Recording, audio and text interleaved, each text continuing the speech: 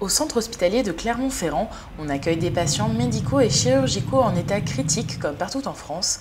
Mais ici, on travaille depuis plusieurs années de manière plus particulière sur la ventilation mécanique, fondamentale pour maintenir en vie et sauver les patients. D'énormes progrès ont été réalisés afin de limiter les lésions pulmonaires induites par les réglages. Un monitorage fiable et très précis est rendu possible grâce aux ventilateurs dernière génération qui permettent, dans un mode contrôlé, de délivrer une ventilation très paramétrée. On va par exemple choisir un volume courant qu'on va administrer plusieurs fois par minute.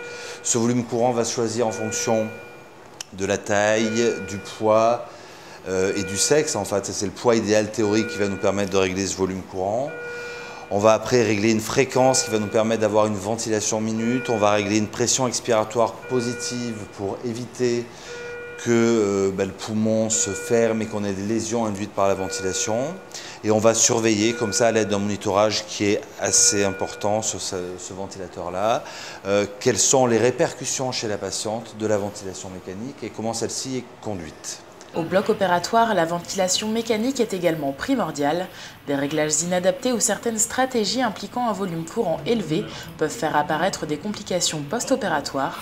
Suite à cette prise de conscience, on assiste aujourd'hui à une transposition des concepts de réanimation au bloc opératoire, avec toutefois une différence importante entre ces deux types de patients. C'est surtout la durée d'exposition à l'agression que peut représenter la ventilation mécanique, puisque bien souvent, même si on a affaire à de la chirurgie lourde et prolongée, les patients ne restent finalement ventilés que quelques heures, ce qui veut dire que ces patients-là seront habituellement relativement simples à sevrer de la ventilation mécanique, contrairement à des patients de réanimation qui, eux, peuvent rester ventilés pendant plusieurs jours, voire plusieurs semaines dans certaines pathologies particulières. Ce patient, dont on vient d'enlever une tumeur très volumineuse, est donc monitoré de manière très classique. Ici, tout le monitorage scope ECG, saturation, pression artérielle sanglante, avec monitorage du delta PP en continu. Ici, on a le respirateur avec l'écran du respirateur. On monitore donc chez ce patient le volume courant qui est réglé aux alentours de 8 ml/kg avec une PEP aux alentours de 6 à 8 en fonction des risques respiratoires et puis du risque d'atelectasie chez ce patient qui est très important. Les ventilateurs se sont considérablement améliorés en termes d'interface et de convivialité. Ils donnent la possibilité au personnel soignant de disposer de façon automatisée d'un monitorage de la capacité résiduelle fonctionnelle, et ce, au chevet du patient. Il dispose également d'un mode où le patient choisit quand respirer.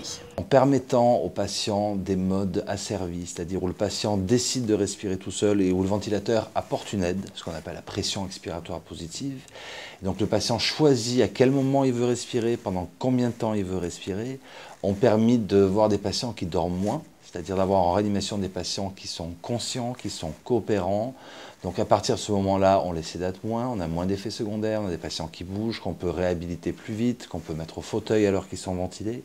Donc on peut accélérer énormément la prise en charge en réanimation. Ces changements ont permis de réelles avancées de l'assistance respiratoire ces dernières années.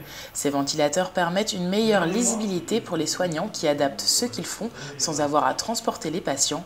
Une ventilation optimisée limite les lésions et les effets secondaires, des avantages indéniables pour le patient.